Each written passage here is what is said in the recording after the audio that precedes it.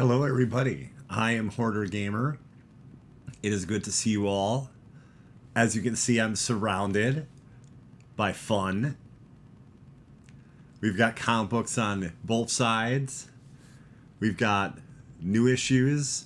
We've got futuristic issues. I'll go into more detail about that in just a moment. I want to thank you all very much for joining me. Hello, Kiki. Hello, Hero. Hello, Doom. And happy birthday, Doom. So yeah, we got a couple comic book reviews. We're going to talk about toys. We're going to toy around a little bit. Talk a little bit about TV, including the new Sandman television series, which is awesome. I have seen 4 episodes of it now, and I am very impressed with it. It's impressive.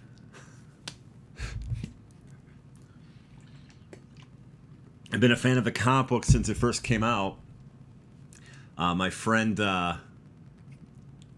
Barry Kirmingham, keeping a little bit of anonymity, just a little, introduced me to Sandman when I was in high school. The comic book, not the person. Yeah, one of my favorite comic books since then. And that was like when I was like 16 or 17, and I am 45 right now. So it's been a long time coming to have a Sandman TV series or movie, anything like that. And the casting is so good. But we'll get into that later, everybody. We're starting with a comic book review. Predator. Awesome, Kiki. It's really good. It's really good. And the first episode is so well done and is easily able to explain things that were pretty intense and crazy in the first comic. This is Predator number 1. This was a roller coaster ride. A good one. This was a good roller coaster ride. This isn't like you were on the roller coaster and you'd want to unbuckle and just jump because of how terrible the ride was.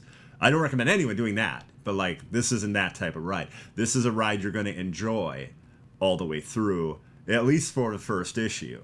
This is just issue 1 right here. Young lady by the name of Theta watches her family horribly torn apart, shot, maimed by a predator, maybe more than one. And basically, she's dedicated her life to be a hero / bounty hunter going around the galaxy hunting and killing the predators. And she's able to do this because she found a predator ship and she was able to decipher some of the information showing star charts and things like that to know what their pattern is of hunting, which I thought was really clever. I was like, okay, that's an interesting way to look at it. She has the same AI that she had as a child, but now she's an adult, and it turns out she stole that AI so she can use it to hunt these predators down. There's this great opening sequence where it's 2 predators fighting each other, and it's vicious and everything. And one predator kills the other, takes the mask off, and it's a young lady. That's your introduction to Theta. Has the armor and everything. It's crazy. It's really cool. So she hunts almost like a Boba Fett, having the armor and everything, right? A Mandalorian. That's kind of what she's doing here, and she's going and hunting down predators. And there's excitement. There's action. It's easy to understand the movements from the past to the present and the trauma it caused her watching what happened to her family. It's a really cool book. I was worried because a lot of times a licensed property like Alien or Predator, the comic book can be questionable. Like if it's, it's quality level. The art is great. The writing is great. It's Ed Brisson who's writing it. And Predator 1 is really good. I recommend it. Now, I've not seen it yet. I've also heard that Prey, the Predator movie, which I believe is exclusive to Hulu, is excellent too. Some people are saying it's the best one, even more so than the original with Arnold. I don't know. I've not seen it yet. I do plan on watching it this weekend, though. So I do want to watch it. I just have to see if I even have Hulu. It's one of those situations where, like, I have Disney Plus, right? But I don't know if I have Hulu. I had it at one point, maybe briefly, like a trial. I don't know if I currently do. So that tells you how much I watch on Hulu, I guess.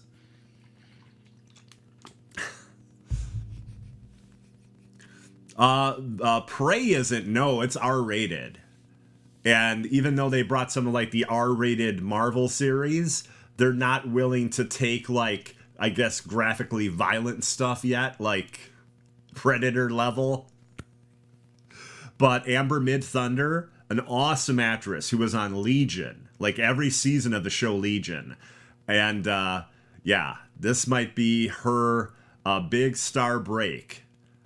Everyone's talking about her performance. Looks like Marvel is reaching out to her, possibly DC. So this is awesome. This is awesome for her. And another awesome feature, the movie has multiple soundtracks. You can actually watch the film in the Comanche language for realism. So then it's, I believe there's, English subtitles, but the actual language track is in Comanche, which I thought was awesome. Very unique. Interesting amount of effort put into putting any movie out doing something like that, which is really cool. So, yeah, I've heard it's awesome to watch both ways, but I've heard it's so the realism level in Comanche is even better. Prey is on Disney. Kiki, you're in the United States, right?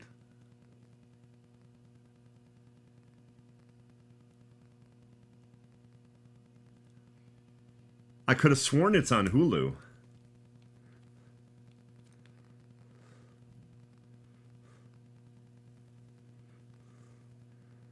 Prey on Disney Plus. Let me type this in.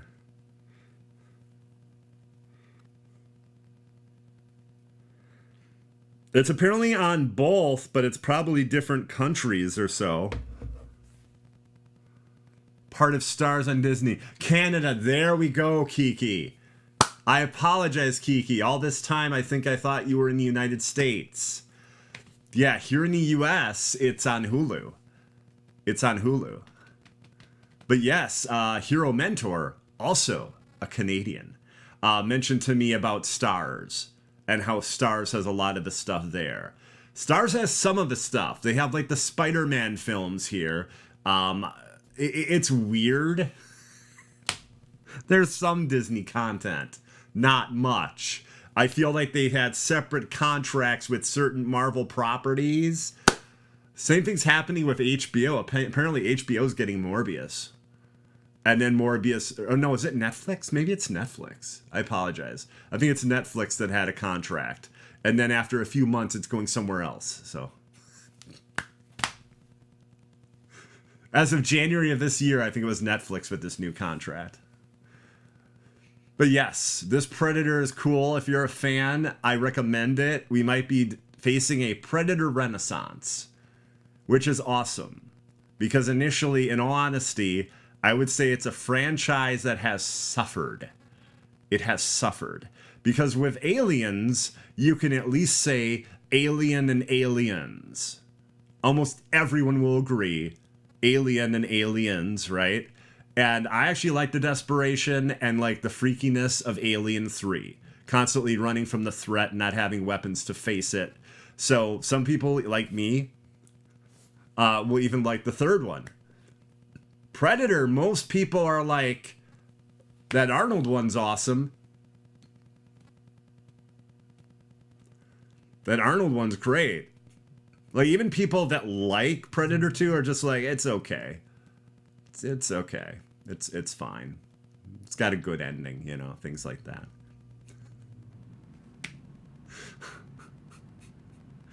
But yeah, this is really cool, and I do recommend it. I'll put the Predator back here.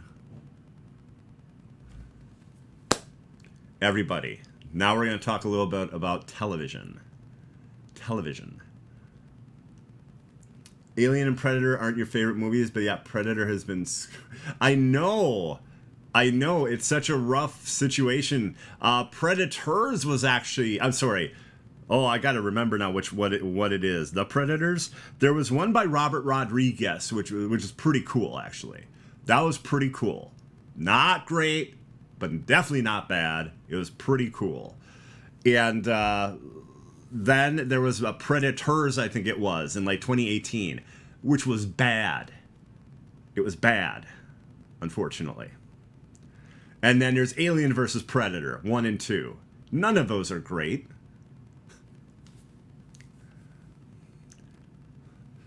Mike, ticking. What do you mean ticking? What's ticking? Nothing should be ticking. Something funny, too. I almost didn't have audio tonight again. So, the computer decides to update. And apparently, OBS decides, oh, there's no mixer set up. So I had to fix that before I started the stream. Dave, I mentioned Canada, and Kiki and I were talking about stars. Because Kiki was like, Prey is on on Disney Plus in Canada. And my head fell off. My head fell off. Because I'm like, wow, that's pretty intense. I can't believe it's on Disney Plus. But at first I thought she meant in the United States, and I'm like, really? It's that here?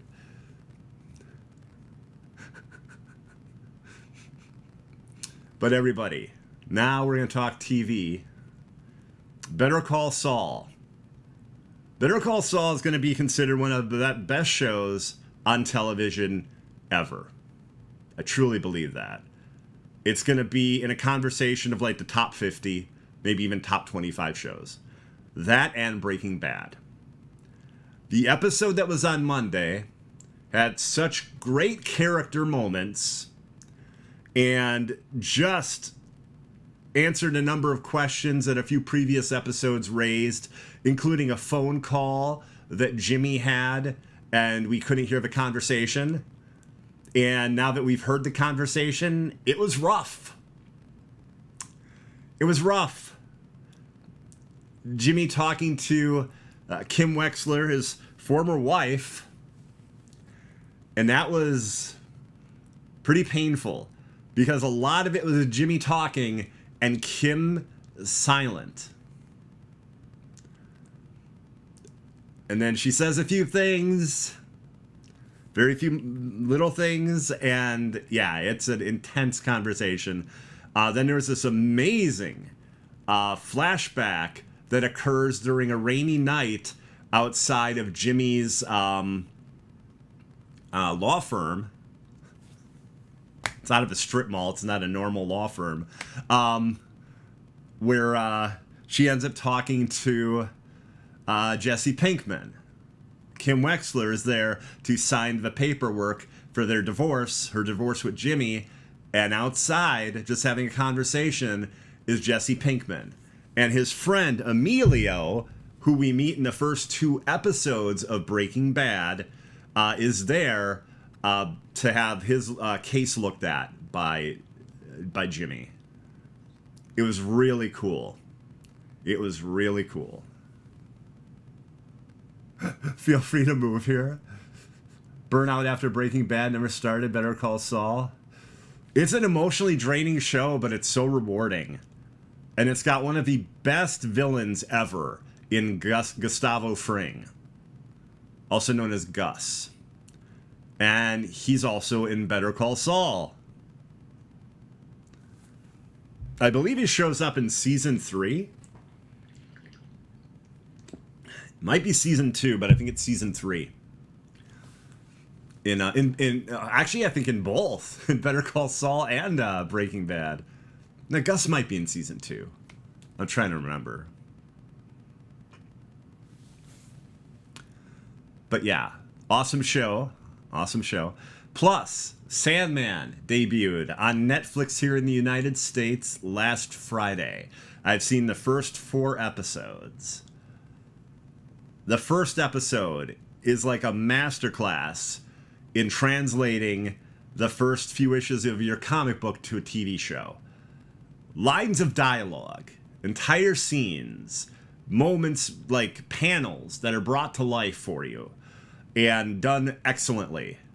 Tom Sturridge, who plays Morpheus, also known as Dream or the Sandman, an amazing performance. His voice will like raise goosebumps on your goosebumps. That's how intense his voice is.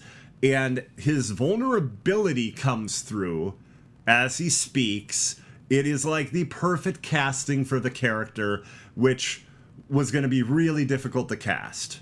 And without ruining anything, Sandman is a story of the personification of dreams. And what do I want to say here? An occultist similar to Aleister Crowley, named Roderick Burgess, he decides that he wants to live forever. So he wants to ensnare death and basically force death to give him immortality. He screws up the incantation, and instead he snares Dream, Death's brother. And things go terribly from there. So that's just like the first two sentences. That doesn't ruin anything, Kiki. That's even the trailer showed that part. And then we go from there. Like, what happened in the time Dream was ensnared? Does Dream have to look for some things? It's excellent.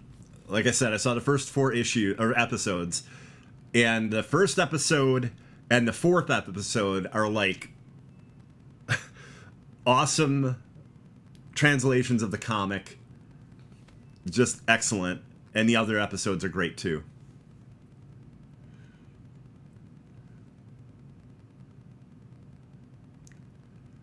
Show is kind of boring. Wow, too much talking. You're too much talking, Mike.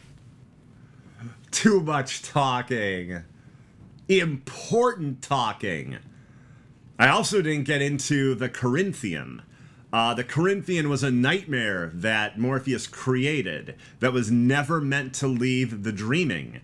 Well, it got loose and it became the world's first serial killer. The Corinthian is terrifying because he's always wearing dark sunglasses. When he takes those dark sunglasses off, you notice that he has 2 sets of teeth where his eyes should be. So he has a total of 3 sets of teeth.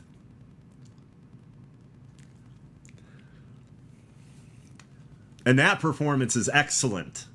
It's everything I thought that character would be like. Charming, creepy, super smart.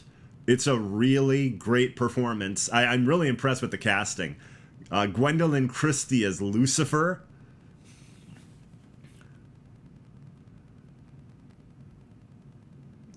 When does Spider-Man show up to confront Sandman? It is funny as hell that you say that, Dave, because the DC superheroes show up occasionally in the Sandman comic book. So it's a DC Vertigo book, but Sandman was, I believe, a Silver Age superhero, and he was more like, he didn't have like superpowers, he was more like a detective, and he actually wore like, he had like a gas mask and everything. So the visual of this version of Sandman is a complete recreation based on the Silver Age Sandman that Neil Gaiman thought was so interesting. Like a complete rethinking of the character. So yeah, like Batman and Superman show up here and there. Yeah, he's connected to all that. And it's very bizarre. As you're reading the Sandman trades, it's crazy, but it all works. I don't think they'll show up in the show though. Maybe they'll have a shadow of the character or something, but they were never the biggest focus. However, Dark Knight's metal, Morpheus is a huge part of that.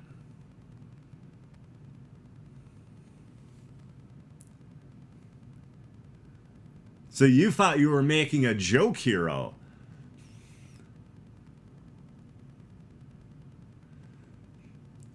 No, and now I see you're making a different type of joke. No, Morpheus as in the Lord of Dreams. Also known as Sandman. And Dream. Those are pretty much the 3 names he goes by. The Dream King. Tori Amos actually name drops him in one of her songs. Me and Neil will be hanging out with the Dream King. It's a lyric of hers. And she means her and Neil Gaiman, because they were friends, and Neil Gaiman created Sandman. He's the writer that created Sandman. He's done a lot of things, but he also did that awesome series on Amazon Prime with the devil and the angel that are friends throughout for centuries. I'm trying to remember the name of that one. It was great, though. It's all about, like, the end of the world. It's getting a second season, too.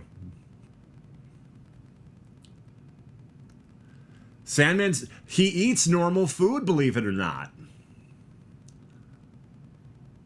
He does eat. He's Lucien is like the librarian of the dreaming, as well as somewhat of like a butler. And Lucien basically asks him what food he wants, if he's hungry, and what Lucien can prepare.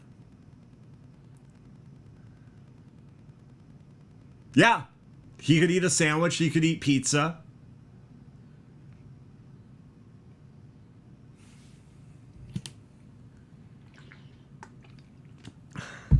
But it's an awesome show. I'm very impressed with it. It needs to get a second season.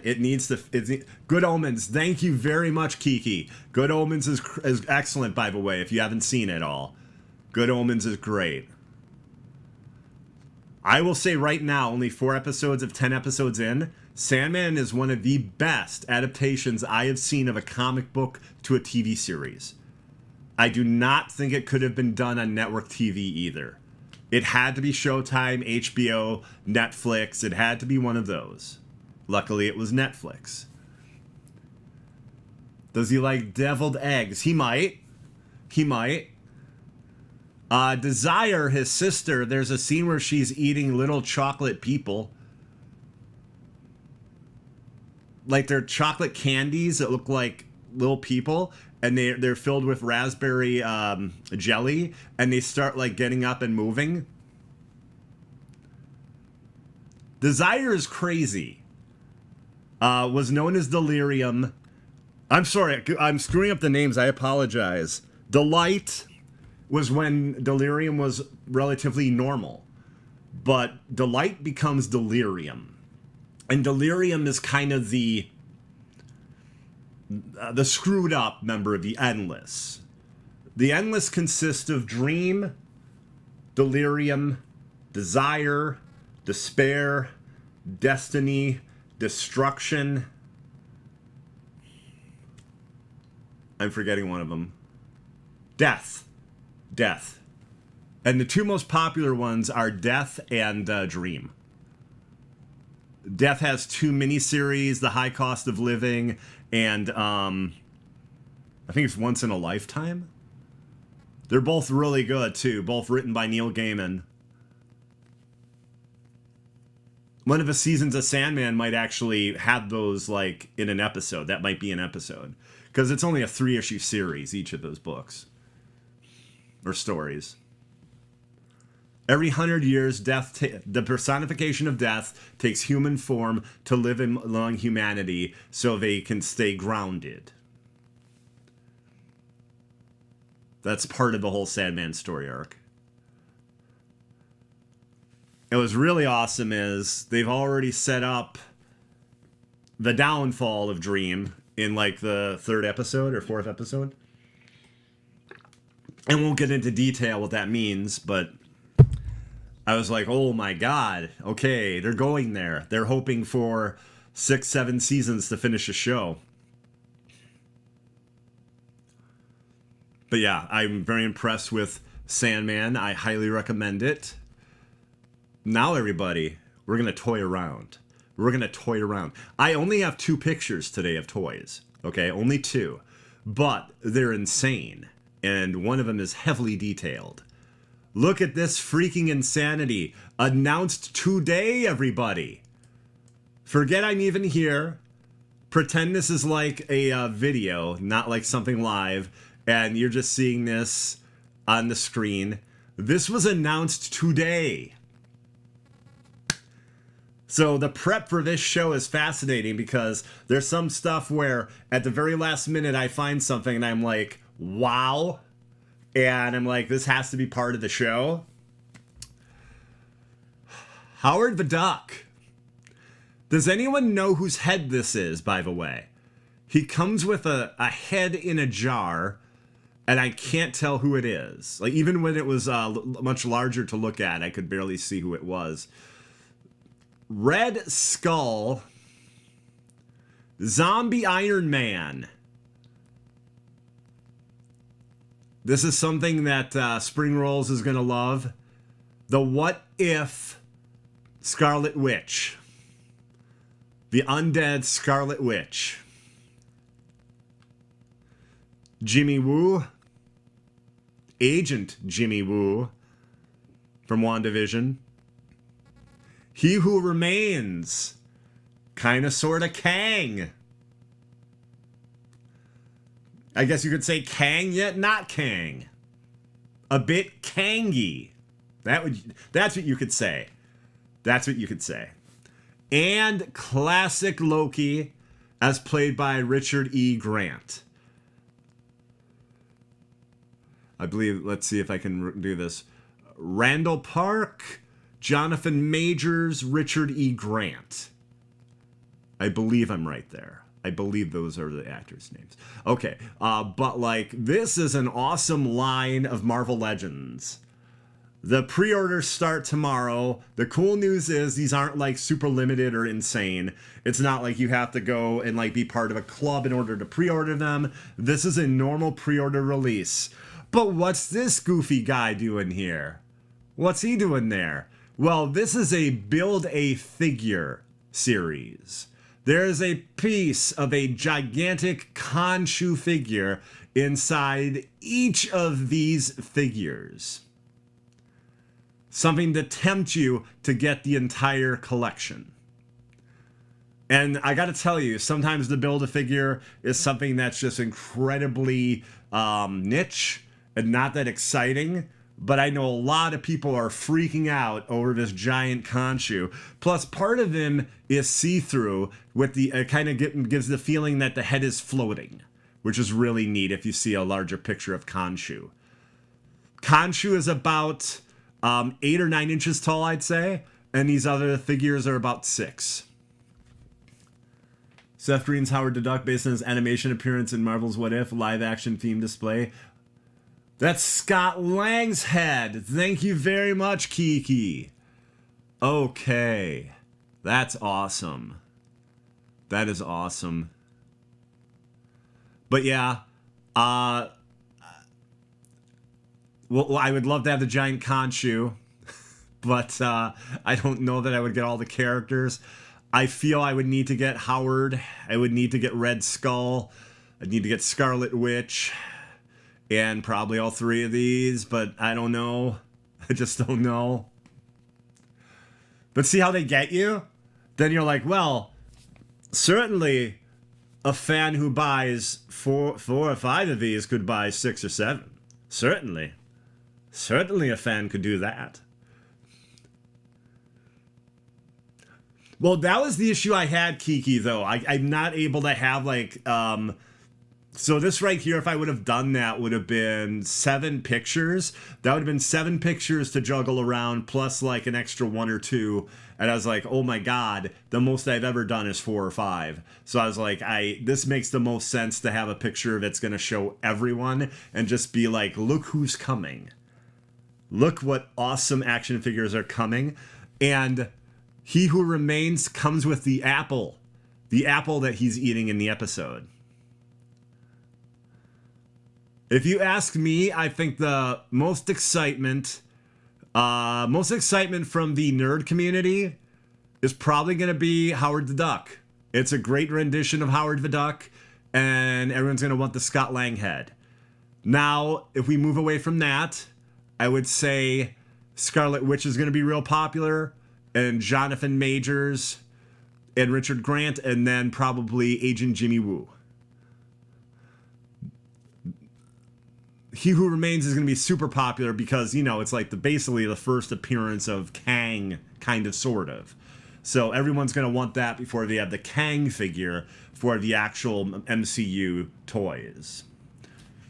And people freaked out and loved classic Loki. Went on and on about him. Even did a Hot Toys figure, I think, of classic Loki. So there's a lot of popularity on this screen. A lot of things that people are going to want to get. He does. Oh, did you see a nice big picture of him, Kiki? Yeah, he's nice. He's really nice. Some people were hoping you could just buy Khonshu. If they sold Khonshu separately, he'd probably be 40. Because the action figures that are 8 or 9 inches tall, the larger ones, or the ones that are huge and robust like Hulk, those are 40. Those aren't 20 to 25. These other ones you'll be able to get retail between $19.99 and $24.99, depending on where you buy them. But yeah. Yeah. I will say, too, the Iron Man, the sculpt on the face is pretty impressive. The complete sculpt, though, for the Undead Scarlet Witch is awesome. Or Zombie Scarlet Witch. Sorry, Zombie. That's what Marvel goes by as Zombie. Yeah, that's really great. I think there's also an effect that goes onto her arms. It's really neat. This is a great series right here.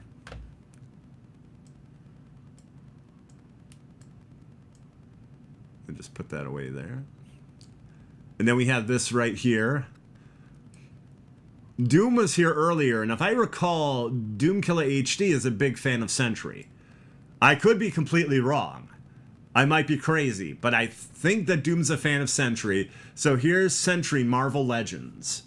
And he also has, like, the crazy Ghost Rider type head. And I don't even know what that has to do with the character. I don't know Sentry that well, but I thought, you know what? I think Doom is a fan. I'm going to have to put up a picture of Sentry here. Does Target sell these buy one, get one free? Probably not. They might have a discount on them. They might have some rare sale on certain toys that would cover Marvel Legends, but not necessarily pre-orders. It is not Jim from The Office. It is Sentry. It is Sentry. Also, we have a toy honorable mention. McFarlane is doing an Arkham Asylum series. Rumored figure, Solomon Grundy from Arkham City. I apologize, I think I said Arkham Asylum. It's an Arkham City series, or at least an Arkham series of figures. The first picture showed was Batman in the Arkham City outfit, and the rumor is that the Build-A-Figure is going to be Solomon Grundy, who's a boss you face in Arkham City. And it'll be awesome if he's gigantic. He very well could be, because the current Build-A-Figure for McFarlane is Starro, and Starro is huge. I was at Target today and I saw part of Starro. And just part of Starro was like that freaking big. It was more plastic than was in the action figure of Superwoman. It was crazy. Everybody, we toyed around a bit. I hope you enjoyed toying around with me. But now, we look into the future. All the way to 7 days from today.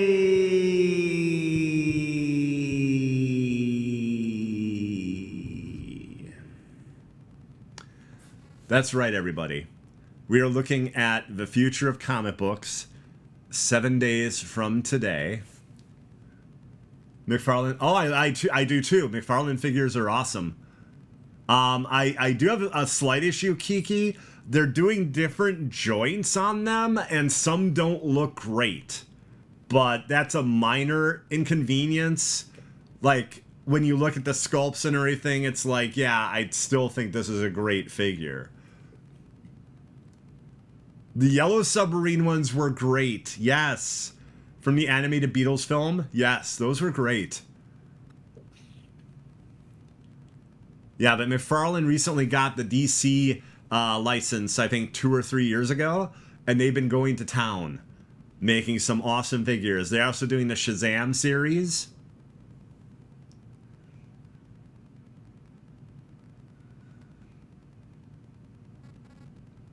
Oh, cool. Did you like Hard Day's Night? I like Help a lot. I think Help is really funny.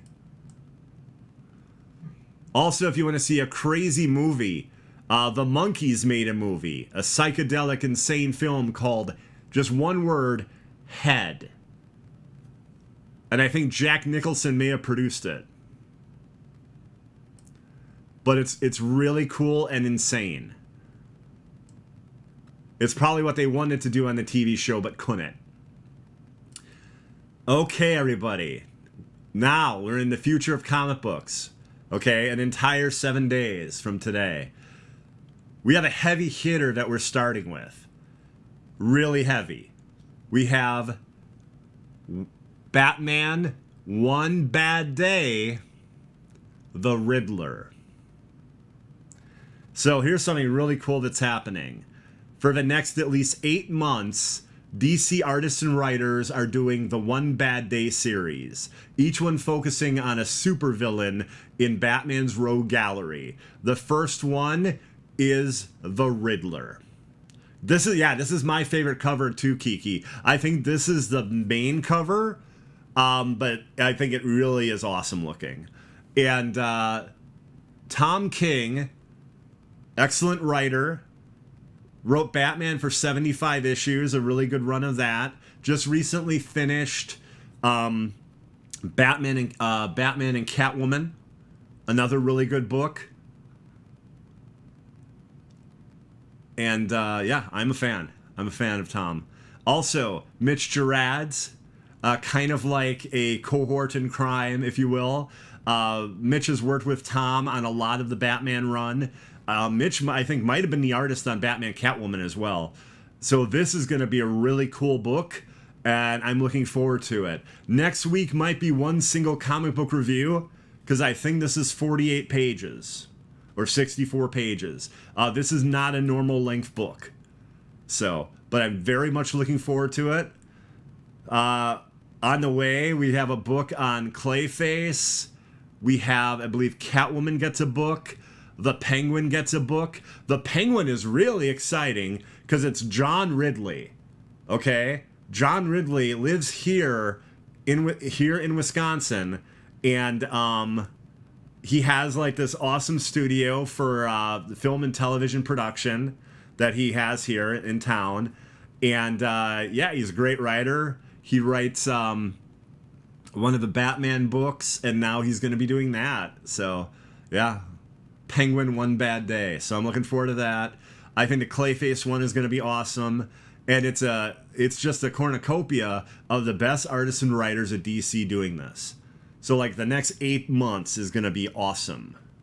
Let me see it. You know what? I actually think I have. Yeah, I do. I have DC Connect right here. Luckily, I can very quickly let everybody know because I think it's going to tell me in here what the books are.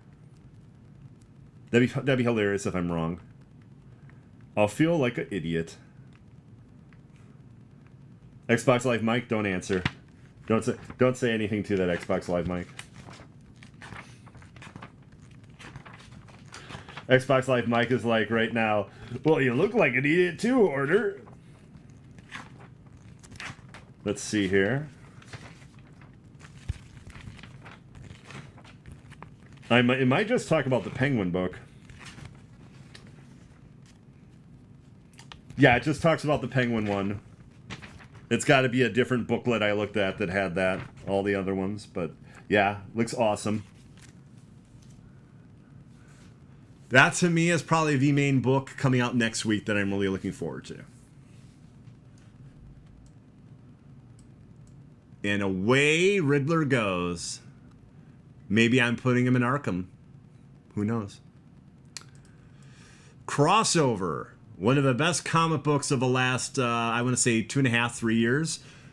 Donny Cates, writer of Venom. Current writer of Thor. And, let's see, what else is Donny writing? Oh, Thor and Hulk. So one of my favorite writers currently, and crossover is, what if comic books bled into reality? And it's 24 issues, and as far as we know, it's on hiatus. It's going to come back, but like the first 24 issues are out. This is a special reprint with, I think, some extra content of the first issue in 3D with new, what he claim is a new 3D technology. So this comes out also 7 days from today, and if anyone knows anything about me, I love 3D. I didn't see it as a gimmick. As a kid, I like collected books on it.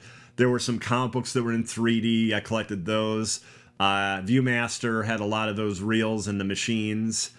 A neighbor knew how much I liked 3D and bought me this amazing Jaws 3 3D poster with red and blue glasses and everything. That was one of my favorite things as a kid, that poster. But yeah. Also, I pestered my mom as a little kid to see Jaws 3D, and this is how little Hoarder was watching that movie.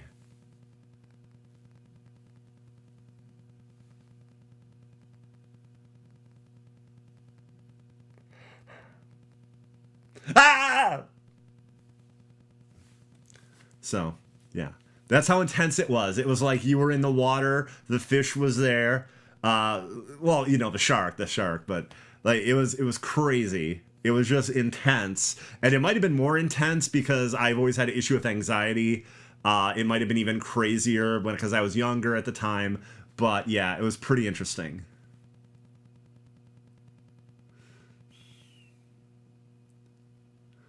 Oh, I absolutely love comics, and my psychologist thinks it's really healthy for me. Um, to have something, because a lot of people don't know I do have a disability, so it's nice to have something I can focus on that I have. So I've working out to try to fight against that disability, comic books, love of toys and things like that, and streaming video games. So I will have an album out next year, but I'm not ready to go into detail about that quite yet. Dress up as Kang? No, but I am going to be doing cosplay as the Hulk. That might end up moving to Halloween.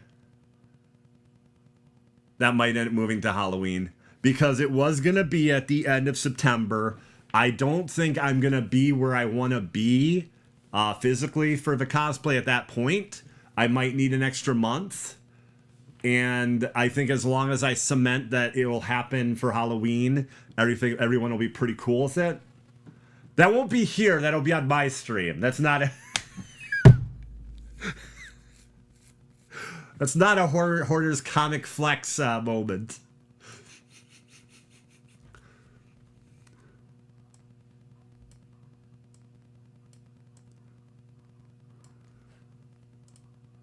And now, everybody. Now I'm going to show you a comic book. Again, I'm not the biggest fan of Fortnite.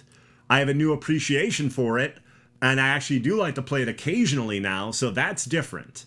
That's different for me. But here, we have Fortnite X Zero War. I want to say this is issue 3. And, again, it comes with DLC. You buy your issue, you get a code for DLC. It could be an entire skin. It could be a backpack. I don't know. It doesn't say yet. But one time it was a Spider-Man skin, I think. I think they did that for the first issue. So this is very popular. Some people give these codes away, like on their stream, or they give the comic book away. I don't know if they do it physically, if they ship it to people. I'm not sure, but I've seen that happen. I've seen it happen. So I know it's extremely popular. So I was like, yes, I do have to mention Fortnite X Marvel Zero War. Again, I think it's issue 3. I think it's issue 3. And of course, there's other comic books coming out next week, but I like to focus on just like 2 or 3. Cover the Remains in Lime, a book I mentioned last week. My shop did not even carry. So I was correct. That was a small print company. Reviews have been really good, though. So I might see if I can grab one. But yeah, they didn't get it at all. There wasn't even a place for it on the wall. That was the one with the plague doctors and like the undead in I think like Victorian times. It looked neat. It looked neat. The artwork was very eye-catching, and that's why I was like, "Oh, look at that! Look at that, will ya?" And look at this. It's time for me to prime the pump. This is not a ghost piano that I'm playing. These are not atonal chords that you're not hearing. You know, this is a ghost. This is I will say it is a ghost piano.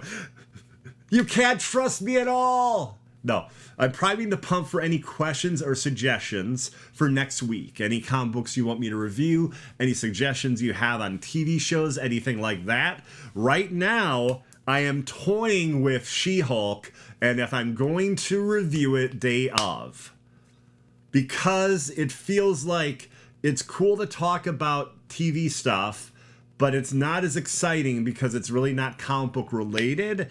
It feels like it's filling the void of not having a comic show to talk about. And would you look at that, a comic show to talk about next week? So I'm toying with it. I haven't made a decision yet. I'll warn you, though, before I would go into a review of She-Hulk 1. Also, too, surprisingly, She-Hulk is going to be more of a sitcom length. It's about 30 minutes an episode.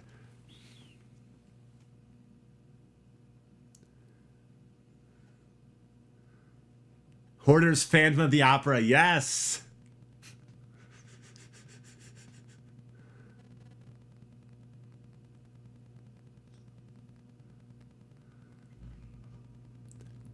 You watched I Am Groot? That's cool. I have not seen it yet. I think it's a series of 5 shorts or something like that.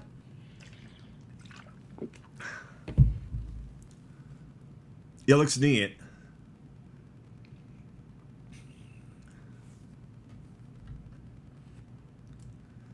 Now that the pump has been satisfactorily primed, we're going to go to our final review of the evening. Would you look at this, everybody? DCeased, War of the Undead Gods.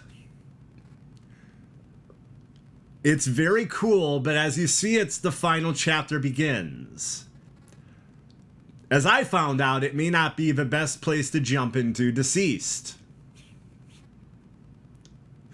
A lot of crazy things happen I don't quite understand.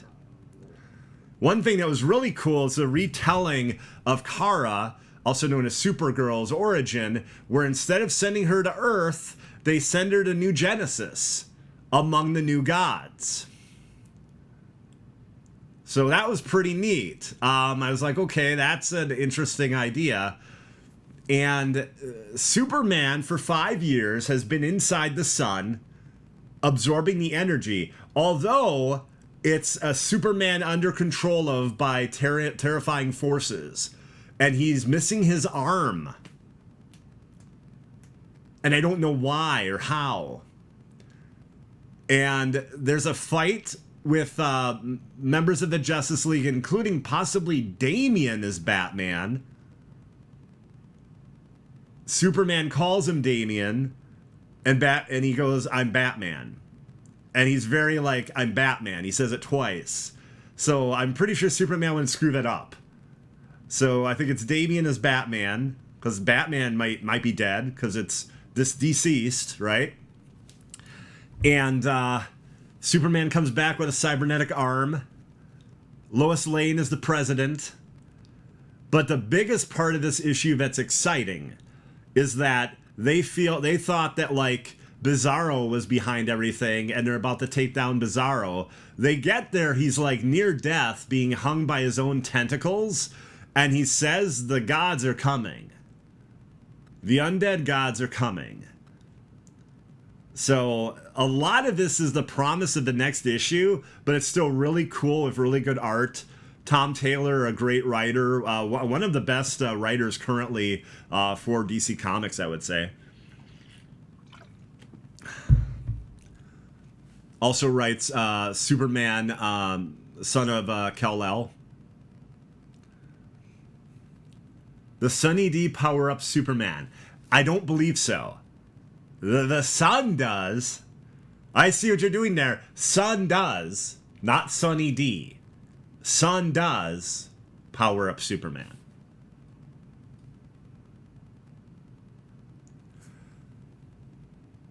Oh, they're only 4 minutes long. See, I thought they were going to be like Adventure Time episodes. Or like, what do you call that show? Teen Titan Go, 10 or 12 minute episodes. I didn't know they could be that short. Wow.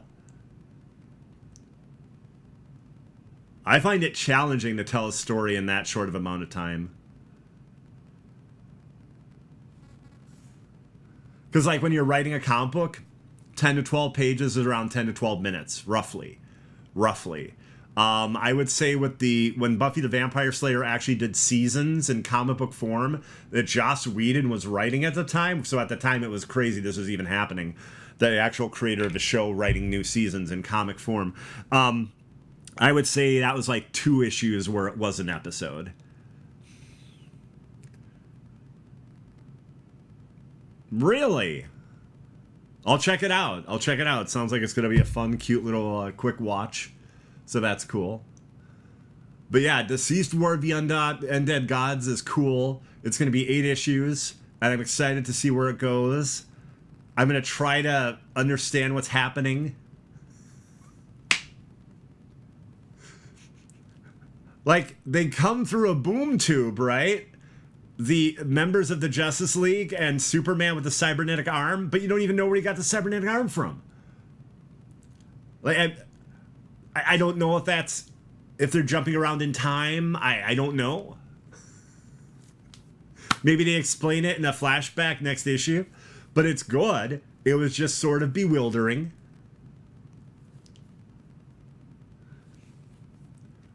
I think it's going to be one of the best series this year, though.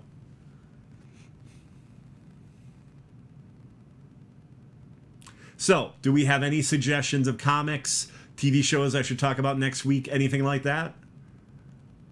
Was my pump priming successful?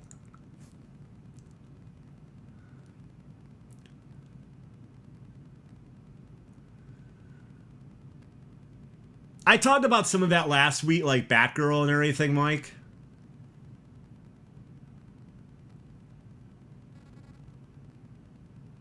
Yeah, the Supergirl, Static Shock, and the other projects are like on hold or something, which sadly means they're probably going to be canceled. Apparently, though, the Black Canary movie, which is the sequel, I think it's the sort of sequel to the Birds of Prey film,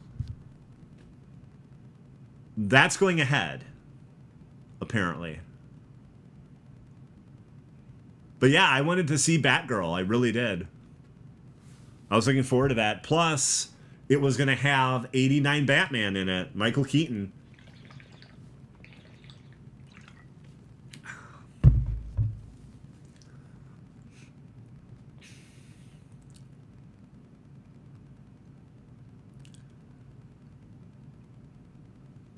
Okay, everybody, I don't see any suggestions for reviews or any comic books or anything like that.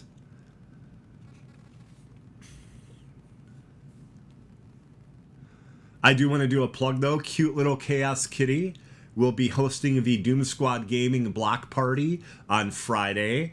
I believe in the U.S. it's going to be at nighttime. I don't have an exact time, though. Kiki, do you know what time Cute Little Chaos Kitty is going live at all on Friday? Also, shout out to a number of people who are having birthdays. First off, Space Ghost, I apologize. Belated birthday. But again, like my tweet said, I'm about 260 days early for next year. Doomkiller HD, happy birthday today. Spring Rolls, happy birthday today. And Tricks Ridiculous, also known as Breakfast Cereal Absurd, happy birthday.